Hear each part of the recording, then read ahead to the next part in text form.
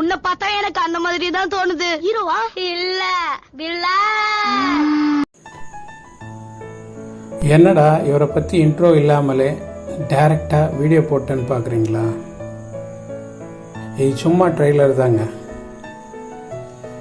இன்னைக்கு டேட்டில் எம்எம்ஏல இவர் தாங்க நம்பர் 1 பிளேயர். எப்படி கிரிக்கெட்டுக்கு விராட் கோலியை நம்பர் 1 சொல்கிறோமோ, ஃபுட்பாலுக்கு கிறிஸ்டியானோ ரொனால்டோ, மெஸ்ஸி இவங்கெல்லாம் சொல்கிறோமோ, அது மாதிரி தாங்க எம்எம்ஏனா கானர் தாங்க நம்பர் 1. இவரை பற்றி பார்க்குறதுக்கு முன்னாடி ஒரு சின்ன விஷயம் மட்டும் இவரை பற்றி சொல்லிடுறேன். லாஸ்ட் மந்த் இவர் ஒரு ஃபைட் பண்ணாருங்க அகைன்ஸ்ட் டஸ்டின் பொரியரோட. அந்த மேட்ச்சில் இவர் தோற்றுருவார். தோத்தா கூட இவர் அந்த மேட்சுக்கு வாங்கின அமௌண்ட் எவ்வளோன்னு பார்த்தீங்கன்னா ஜெயிச்சவரோட 4 மடங்கு அதிகங்க. ஜஸ்டின் பூரியருக்கு யூஎஃப்சி பே பண்ணது 1.5 மில்லியன் தாங்க.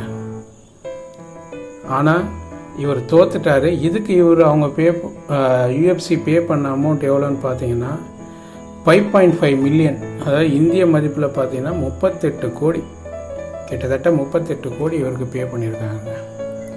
சரி வாங்க என்னன்னு டீட்டெயிலாக பார்த்துடலாம் இவரை பற்றி. நம்ம சேனல் உங்களுக்கு பிடிச்சிருந்தா சப்ஸ்கிரைப் பண்ணிங்க. ஸோ இது மாதிரி வீடியோலாம் இதுக்கப்புறம் வந்துகிட்டே இருக்கும்.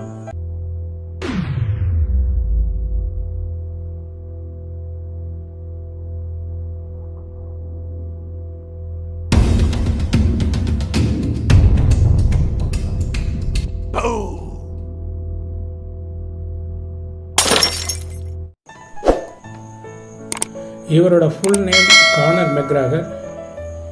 இவர் அயர்லாந்தில் பிறந்தார். இவர் இனிஷியலாக ஒரு சின்ன கம்பெனியில் தான் எம்எம்ஏ பிளேயராக விளையாடிட்டு இருந்தார். ஒரு 4 ஃபைட் அப்படியே போச்சு. அதுக்கப்புறம் 2013 எம்எம்ஏல விளையாடுறதுக்கு இவருக்கு ஒரு சான்ஸ் கிடைச்சிது. அந்த 2013 வரல இவர் கானர் மெக்ராகர்னா யாருக்கும் அவ்வளோவா தெரியாது. பணமும் இவரை பெருசாக சம்பாதிக்கலை. ஆனால் இன்னைக்கு டேட்டில் கானர் மெக்ராகர் தான் வேர்ல்டுலே நம்பர் 1 பெய்டு அத்லெட். 2020 மட்டும் இவர் சம்பாதிச்ச பணத்தோட மதிப்பு சுமார் 180 மில்லியன் யூஎஸ்டி டாலர்ஸ். இந்திய மதிப்பில் சொன்னால் சுமார் 13,500 கோடிங்க. இது பர்பஸ் மேகசின் அப்படின்ற பத்திரிகை தான் சொல்லியிருக்கு. இது எல்லாத்துக்கும் காரணம் இவரோட கடின உழைப்பும் இவரோட யூனிக் ஸ்டைல் தாங்க காரணம். இதுவரையில் இவர் மொத்தமாக 28 ஃபைட்டு விளையாடி இருக்காரு. அதில் 22 மேட்ச் வின் பண்ணியிருக்காரு, 6 மேட்ச் தோற்றுருக்காரு. இந்த 6 மேட்ச் தோற்றத்தில் லாஸ்ட்டு 4 மேட்ச்சில் 3 மேட்ச் தோத்துட்டார். இவர் தோத்தா கூட இவருக்கு உண்டான மவுஸ் இன்னும் குறையவே இல்லைங்க. அதுக்கு காரணம் பார்த்தீங்கன்னா இனிஷியலாக இவர் விளையாடின மேட்சிங்க தான். இவர் வின் பண்ண 19 மேட்ச்சில் 19 நாக் அவுட் பண்ணியிருக்காரு. அதில் 14 மேட்ச் ஆப்போனண்ட்டை ஃபர்ஸ்ட் ரவுண்ட்லேயே வின் பண்ணியிருக்காரு. இதுதான் இவரோட ஸ்பெஷலு. ஃபர்ஸ்ட் ரவுண்ட்னா ஜஸ்ட் லைக் தட் ஒரு 3 ரவுண்ட் 5 ரவுண்டு மேட்ச்னா அதில் ஃபர்ஸ்ட் ரவுண்ட்லேயே ஆப்போனண்ட்டை காலி பண்ணிடுவார். இதில் இம்பார்ட்டன்ட் இவர் பண்ண ரெக்கார்ட்ஸ்ன்னு பார்த்தீங்கன்னா ஒரே டைமில் 2 டிவிஷனில் இவர் சாம்பியனாக இருந்திருக்காரு. ஃபெதர் வெயிட் அப்படின்ற டிவிஷன்லேயும் அப்புறம் லைட் வெயிட் டிவிஷன்லேயும் இவர் சாம்பியனாக இருந்திருக்காரு. இவர் தாங்க ஃபஸ்ட் டைமாக சைமல்டேனியஸாக 2 டிவிஷனில் சாம்பியனாக இருந்தவர் யூஎஃப்சி ஹிஸ்ட்ரியில்.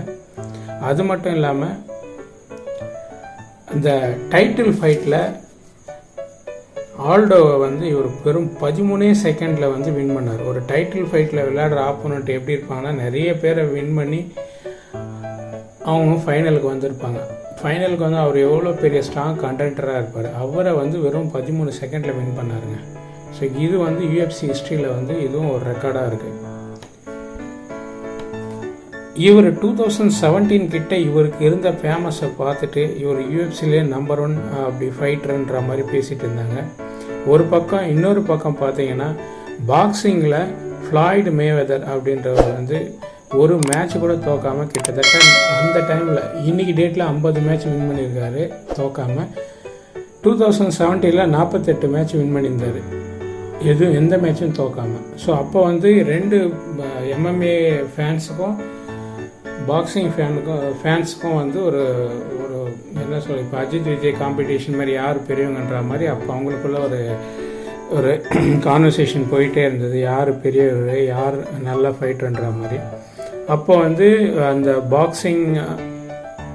பாக்ஸிங் டீம் சேர்ந்தவங்களும் அந்த UFC டீமும் வந்து சேர்ந்து இவங்களுக்கு வந்து ஒரு ஃபைட் ஆர்கனைஸ் பண்ணாங்க.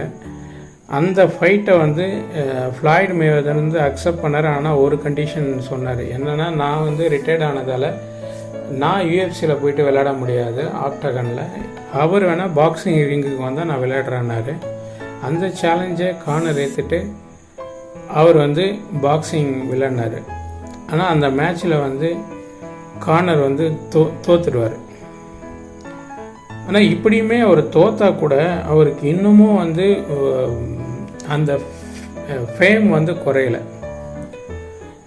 எல்லா மேட்சுக்கும் டே பை டே இவர் விளையாடுற மேட்சுக்கு வந்து இவருக்கு வந்து UFC அதிகமாக பே பண்ணிட்டு தான் இருக்காங்க. அதிகமாக இவர் வந்து அது மட்டும் இல்லாமல் மற்ற பிஸ்னஸ்லேயும் இவர் கொடி கட்டி பறக்கினார். எல்லாமே இது பேஸ்ட் ஆன் MMA மட்டும்தான். ஸோ இதுதாங்க இவரை பற்றி நம்ம இன்றைக்கி பார்த்தது. இவரை பற்றி நம்ம பேசின விஷயங்கள்லாம் வீடியோ கிளிப்ஸாக போட்டிருக்கேன். என்னோடய வாய்ஸ் ஓவர் இல்லாமல் அதை பாருங்கள், கண்டிப்பாக உங்களுக்கு பிடிக்கும்னு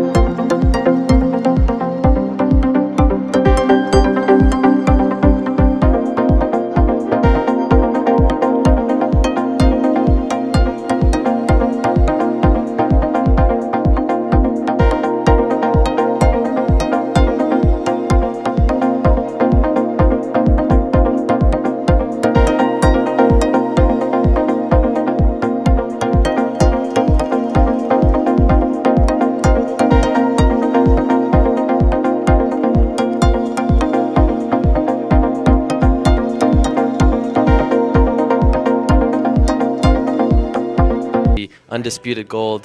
Enjoy it, my friend. You deserve it. You called it. Yeah, from nothing to something to everything.